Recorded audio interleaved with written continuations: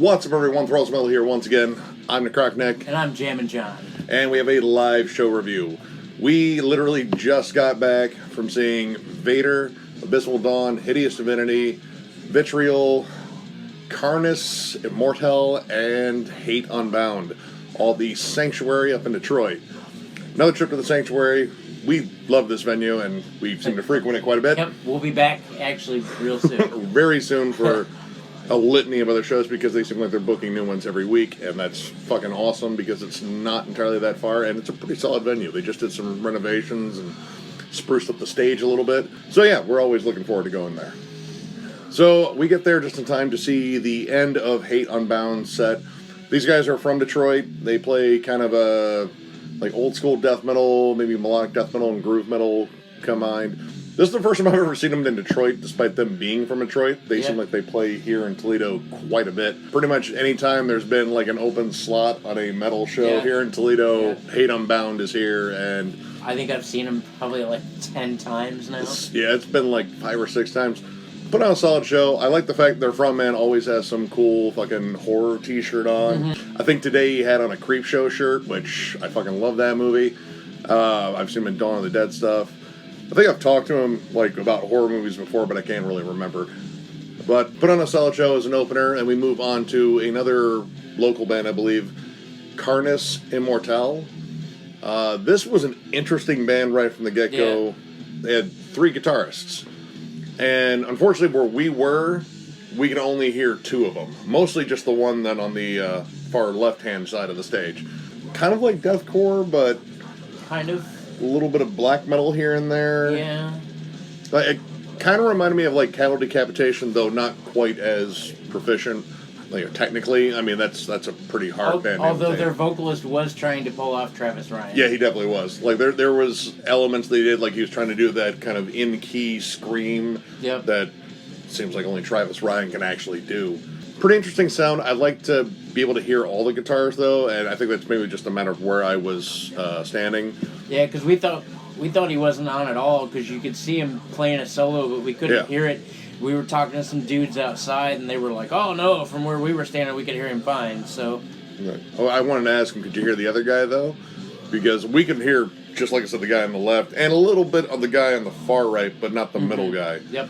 Next in line, we saw the band Vitriol. I haven't been a huge fan of these guys for real long because we haven't known them for that long, but we did review their album. Fuck me, it's heavy. It's heavy, and boy, are they heavy live. I mean, what you get on the album is nothing compared to what you're going to get live. It's nasty. Their sound is incredibly dissonant. It's something like, Morbid Angel meets Misery Index, and then something like Ion Dissonance in there, because dissonance is a big thing with that band. It is unbelievably heavy. Yep. It's raw, and like you can feel the anger. Yep. Like this band sounds like they're hostile towards everything, even the oxygen they breathe. Solid sound. They were absolutely killer. Then we had Hideous Divinity. And before we actually got to see them on stage, we got a little bit of a surprise. I was walking up to go check out all the merch because that's what I do, and we're going to get to that in a minute. Right. And I saw the bassist from Hideous Divinity. He also is the bassist in Aborted, Stefano.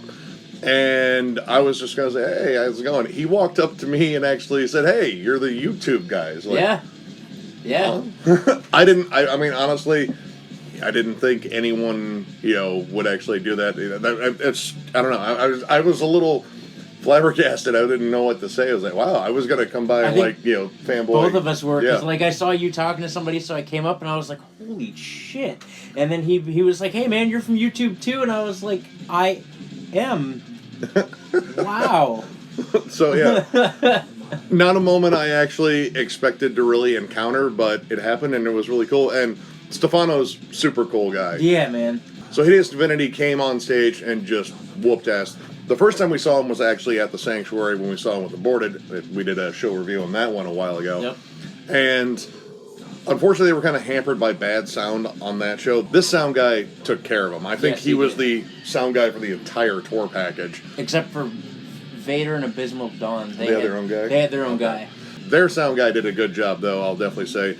It sounded much more full, much more spot on. Mm-hmm. And they were very much, sticklers about how their sound was going when they were on stage. They checked all the levels very thoroughly, and even the band kind of doubled down and checked it again. Yep. And man, they put on a killer performance. Yeah, they did. Their frontman is so involved. He's very dramatic and theatrical, and I love that. Yeah, man, it was a killer set. Heavy as nuts. Just and the fact that we could hear it this time, and hear it as it was meant to sound, just brilliant.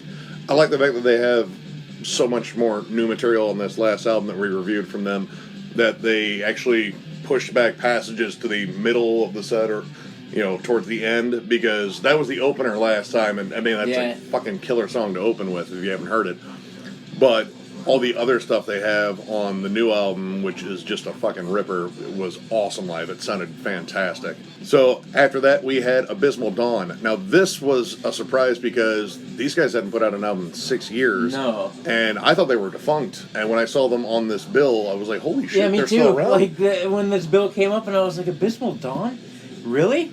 And they were spot on. Their sound was just perfect, really. Like, the lows were great. The fucking guitar tone was just monstrous. Nasty. The leads were spot on. God, they had a killer set. Played some new material. The new album comes out on April 17th, and I think we're probably going to review that. Yep. And the new stuff sounds really good, too. It's just really cool to hear they actually had new material after so long. I thought, again, they were defunct. Right, and after 6 years to release new material, like, they progressed really well. Oh, yeah. Like, it sounds like a newer release from a band should. Yeah. So. It's still very technical, but very groove-oriented, just riffy as fuck, and that's what we love. How's that neck? I'm gonna have a bang over tomorrow. This tour, there was no shortage of headbanging. No. Because after Abysmal Dawn, we had the mighty Vader. Mother of God, did they just rip this crowd a whole new asshole. Yeah. Everyone left with a brand new ripped asshole. This was an amazing set from start to finish. And they have so much material to cover, and they still managed to squeeze in new songs, which that new album drops in May, and I can't wait to fucking hear it. Squeezed in some stuff from Litany, all the way back to their early first two albums. I think they played a little bit off of Deeper Fundus. Mm-hmm. Some stuff off the last album, which I thought was a decent album. I'm more excited about this new one because right away these singles sound hyper-aggressive again. Yeah, I mean, Vader's hyper-aggressive anyway. They didn't slow down once. Like, even when they're slow, they're still just chugging away. Like they give you a good groovy pocket, but that groovy pocket is loaded with chug and awesome riffs, solos bouncing back and forth. Peter is such an awesome fucking frontman. Yep. And he has that unique voice. And once again, for a band full of dudes advancing in age, they showed pretty much all the youngins on the tour how the fuck it's done.